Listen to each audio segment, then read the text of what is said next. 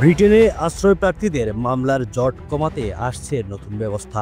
Home secretary Yvette Cooper জানিয়েছেন, এখন থেকে আশ্রয়ের আবেদন খারিজ হলে আর সরাসরি বিচারকের কাছে আপিল করা যাবে না। তার বদলে মামলাগুলো শুনবেন বিশেষভাবে নিয়োগ করা সিদ্ধান্ত গ্রহণকারী কর্মকর্তা।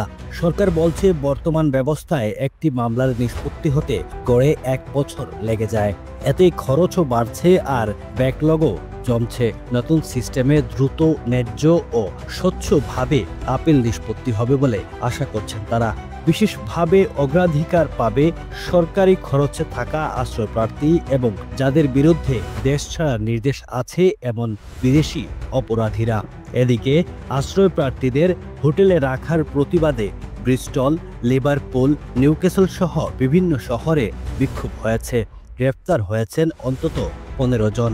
সব মিলিয়ে সরকারের লক্ষ্য হলো হোটেল নির্ভরতা কমানো এবং যত দ্রুত সম্ভব আশ্রয় মামলাগুলো শেষ করা। Running a restaurant? Your food deserves the spotlight. Currywalla Media. Let's make your food famous.